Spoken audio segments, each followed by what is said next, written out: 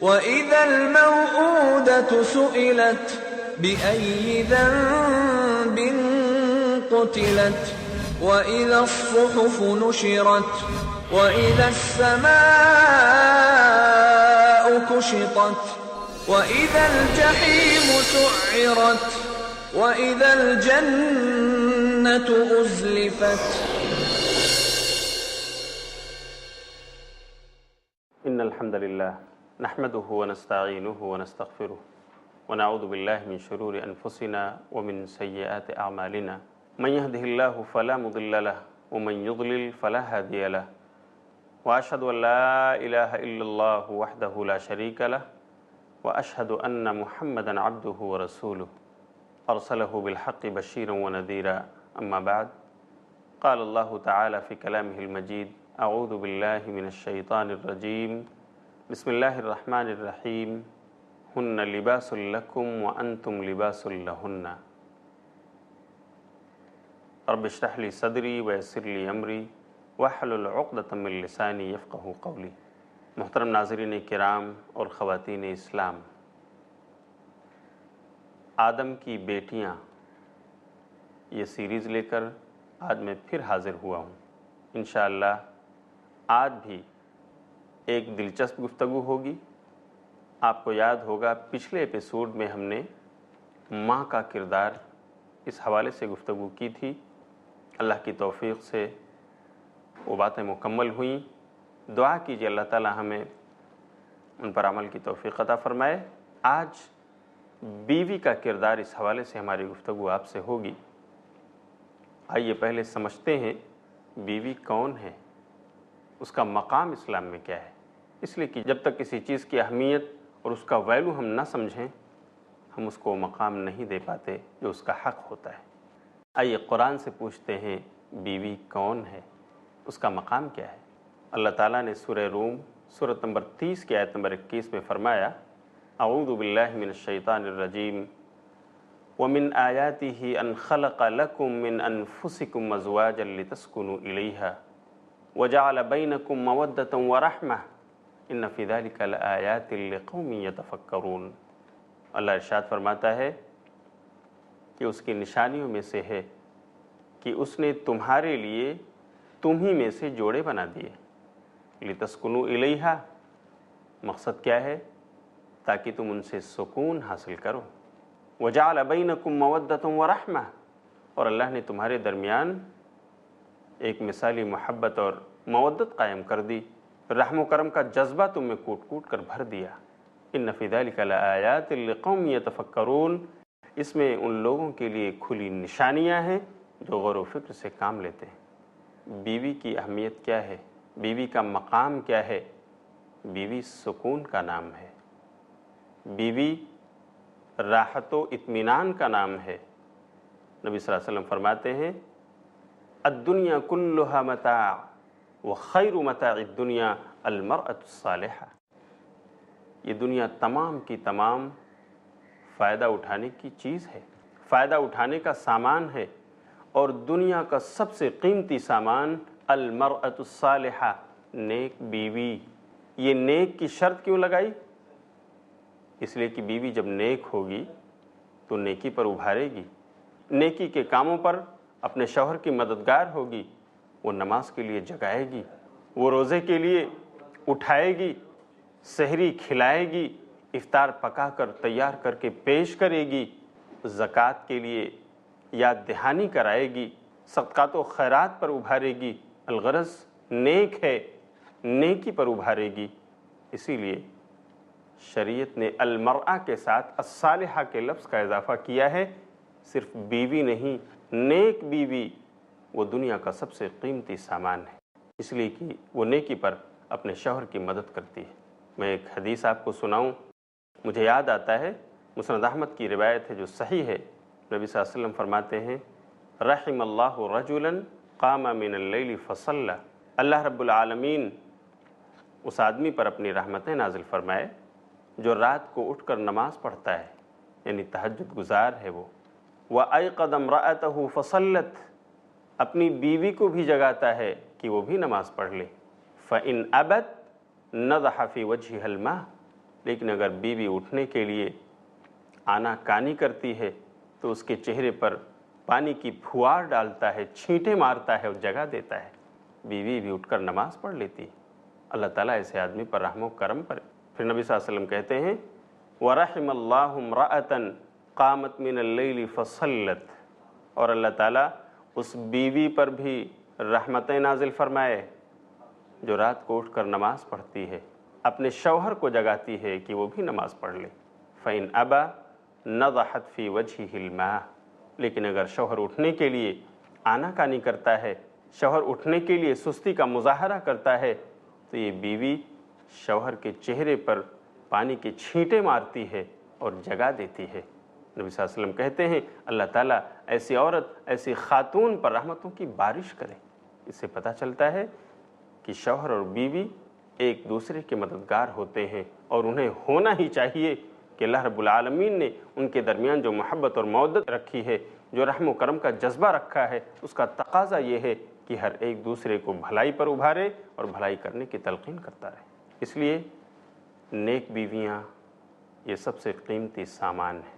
میں آپ کو بتاتا چلوں کہ خاتون کا کردار یہ ہے کہ وہ اپنے شوہر کے لیے وفادار ہو۔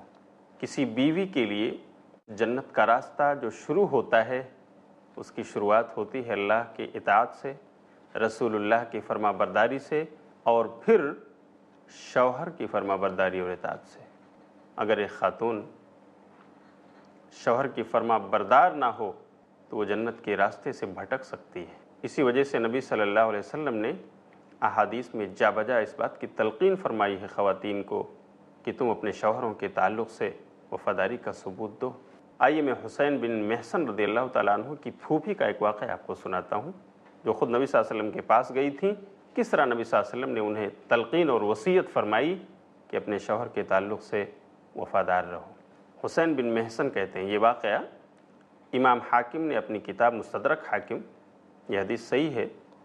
حسین بن محسن رضی اللہ تعالیٰ عنہ کہتے ہیں کہ میری پھوپھی اپنے کسی کام سے رسول اللہ صلی اللہ علیہ وسلم کی خدمت میں حاضر ہوئیں۔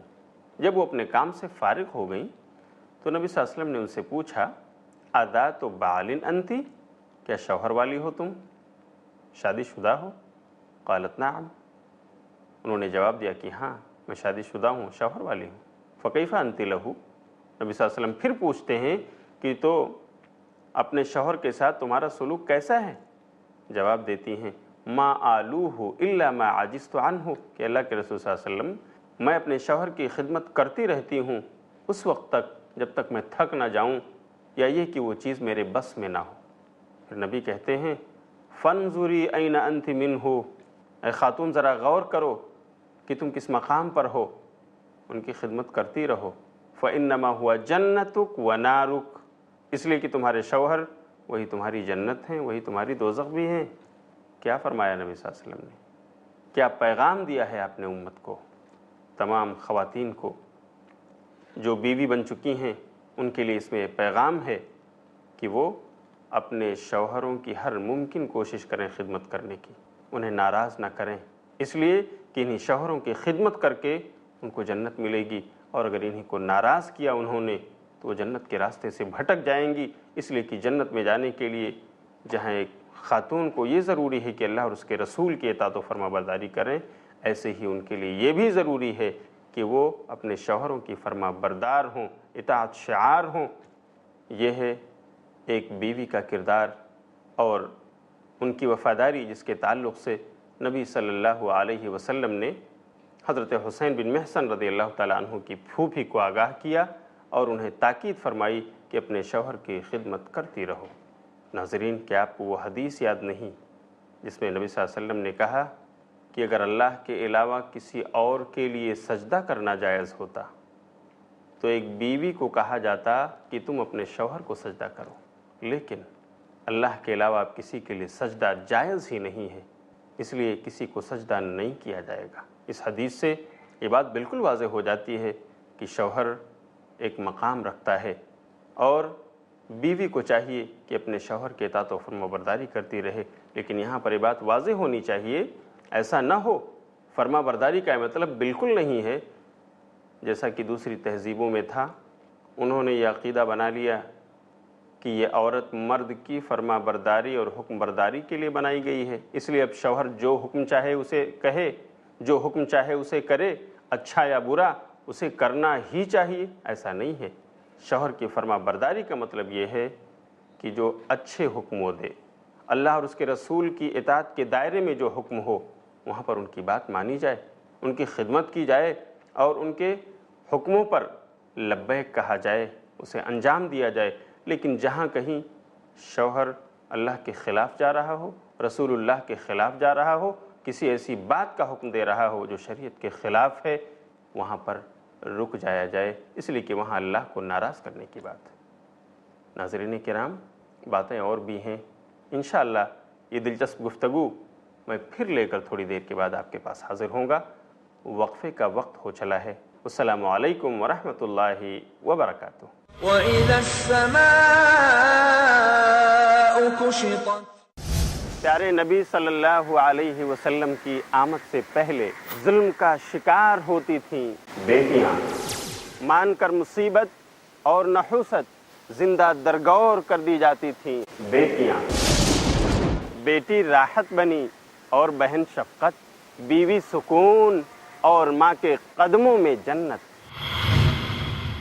آدم کی بیٹیاں، شیخ شمیم فوزی کے ساتھ دیکھیے اسلام میں کیوں ہے عورت کا بلند مقام، ہر بدھ دوپہر 3:30 بجے اور رات 9:30 بجے، صرف i+ ٹی وی پر، بہتر زندگی کے لیے 24 گھنٹے بہترین دینی پروگرامز، گھر کے ہر فرد کے لیے، سماج کے ہر طبقے کے لیے، بزرگوں کے لیے، بچوں کے لیے، اسلام کا صحیح پیغام جاننے کے لیے، امن کے لیے، بھائی چارگی کے لیے، عمل کے لیے، علم کے لیے، حال کے لیے، مستقبل کے لیے۔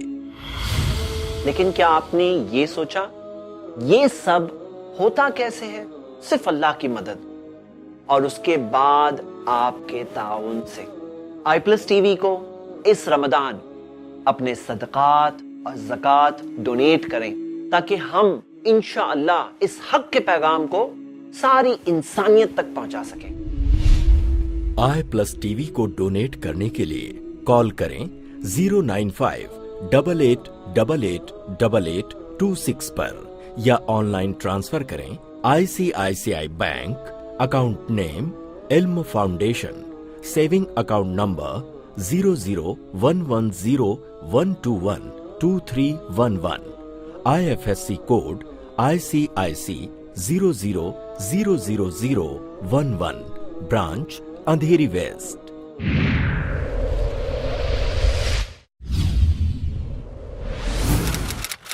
اپنے DTH اور کیبل آپریٹر سے آج ہی سمپرک کریں۔ Free to air. وَإِذَا السَّمَاءُ كُشِطَتْ۔ محترم ناظرین اور خواتین اسلام، میں وعدے کے مطابق پھر حاضر ہوا ہوں تاکہ وہ دلچسپ گفتگو آپ کے ساتھ آگے بڑھا سکوں۔ مجھے امید ہے کہ آپ دلچسپی کے ساتھ سن رہے ہیں۔ میں آپ کو بتا رہا تھا ایک بیوی کا کردار کیا ہونا چاہیے۔ آپ نے سنا بیوی کا کردار یہ ہے کہ وہ اپنے شوہر کے لیے وفادار ہو، اپنے شوہر کی خدمت گزار ہو۔ آئیے شوہر کے ساتھ وفاداری کرنا اگر سیکھنا ہے تو حضرت اسماء بنت ابوبکر صدیق سے سیکھ لیجیے، جن کا واقعہ امام بخاری نے نقل کیا ہے اپنی کتاب صحیح بخاری کتاب النکاح کے اندر۔ باب باندھا ہے باب الغیرہ۔ حضرت اسماء رضی اللہ تعالیٰ عنہ یہ واقعہ خود بیان کرتی ہیں۔ خواتین اسلام، اس واقعے کو غور سے سنیے۔ حضرت اسماء نے کس طرح اپنے شوہر کے ساتھ وفاداری کا ثبوت دیا ہے، جو یقیناً ایک بیوی کا اچھا کردار ہے، ہر خاتون میں ہونا چاہیے۔ اسماء کہتی ہیں تزوجنی الزبیر ولیس لہ من مال ولا مملوک۔ جب زبیر بن عوام رضی اللہ تعالیٰ عنہ سے میری شادی ہوئی تو ان کے پاس نہ مال و جائیداد تھا، نہ کوئی غلام، ولا شیء غیر ناضح وغیر فرس، کوئی چیز نہیں تھی سوائے سینچائی کرنے والے جانور اور اسی طرح گھوڑے کے علاوہ کوئی چیز ان کے پاس نہیں تھی۔ वकुन्तु आलिफु फरसहु व अस्तकिल मा, मैं उनके घोड़े को चारा खिलाती थी, उसके दाने का इंतज़ाम करती थी, उसको पानी पिलाती थी।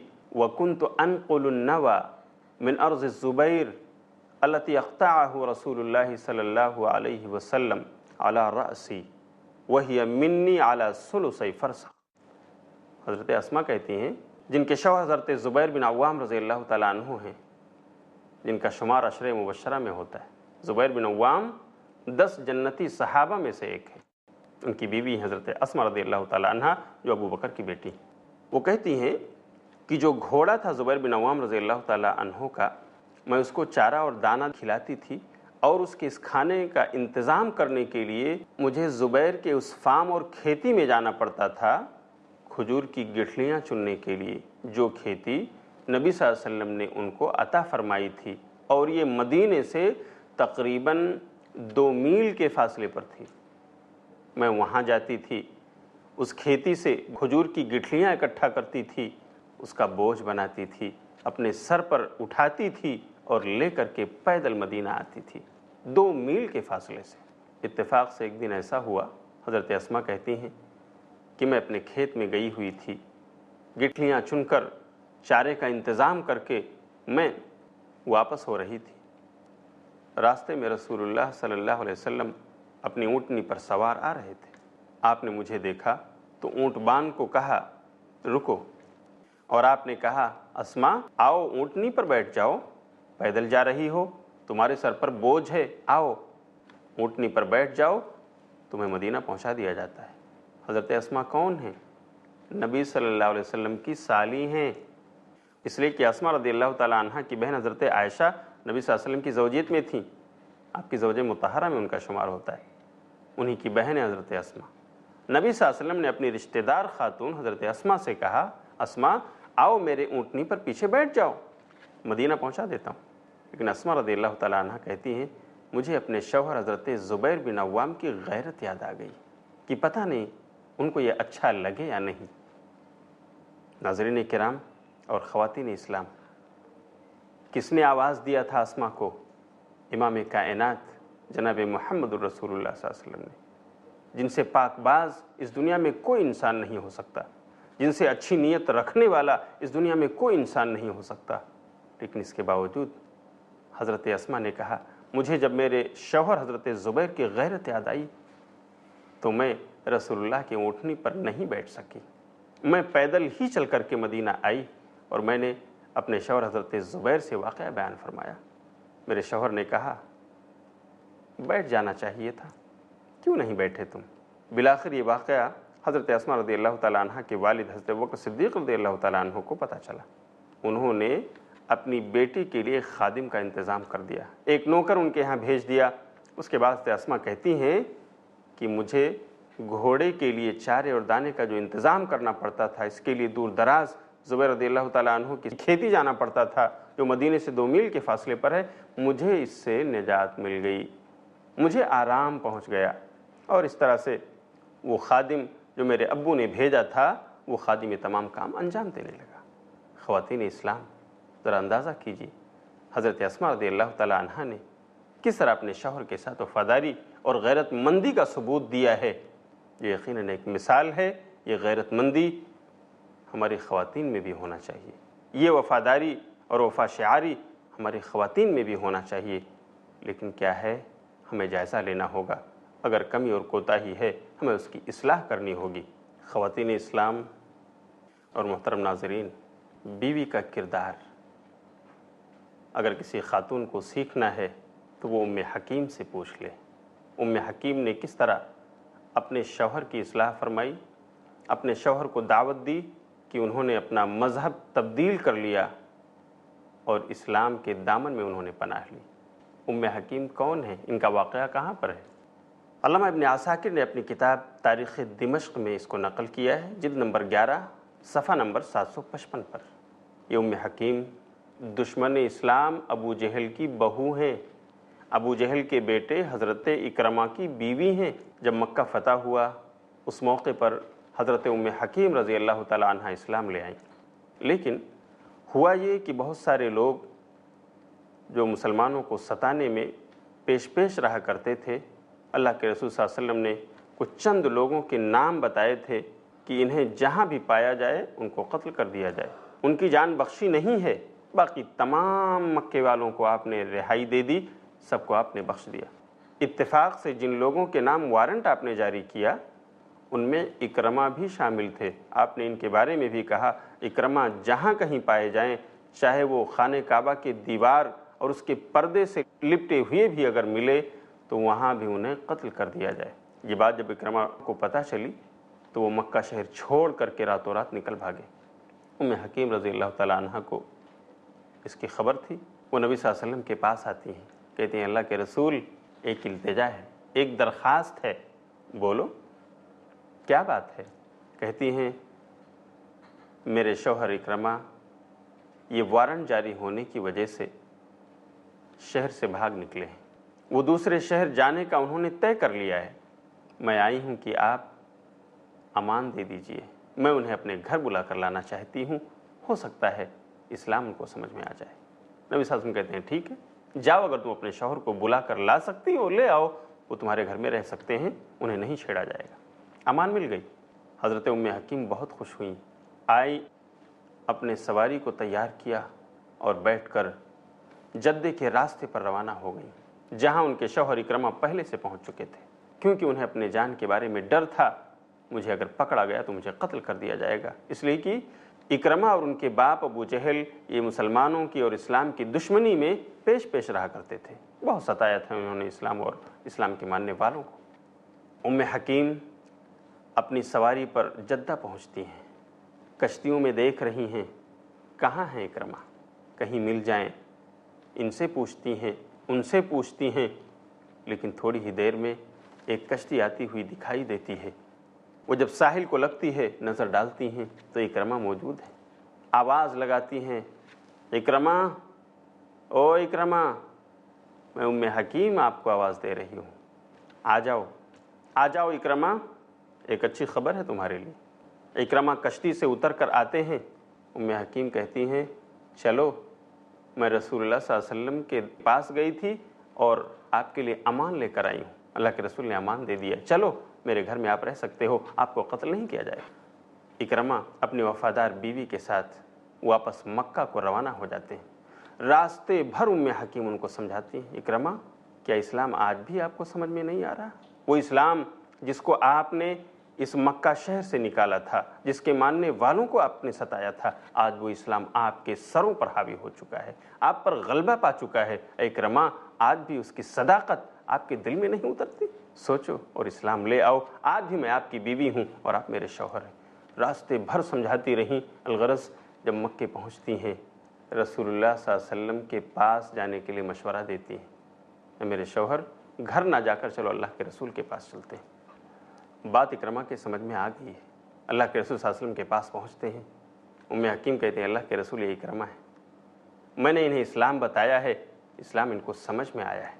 اکرمہ کی زبان کھلتی ہے، کلمہ شہادت پڑھتے ہیں، اشہد ان لا الہ الا اللہ واشہد ان محمدًا عبدہ ورسولہ۔ سبحان اللہ، ایک خاتون ہیں جو بیوی کی حیثیت سے اپنا کردار نبھاتی ہیں، اپنا رول ادا کرتی ہیں، شوہر مسلمان ہو جاتا ہے۔ خواتین اسلام، کہ آج ہم اس طرح دعوتی کام نہیں کر سکتے؟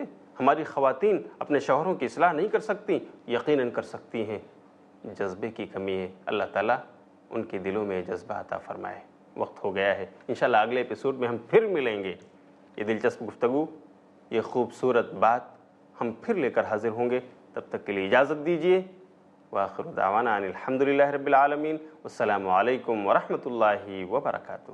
وإذا الموءودة سئلت بأي ذنب قتلت وإذا الصحف نشرت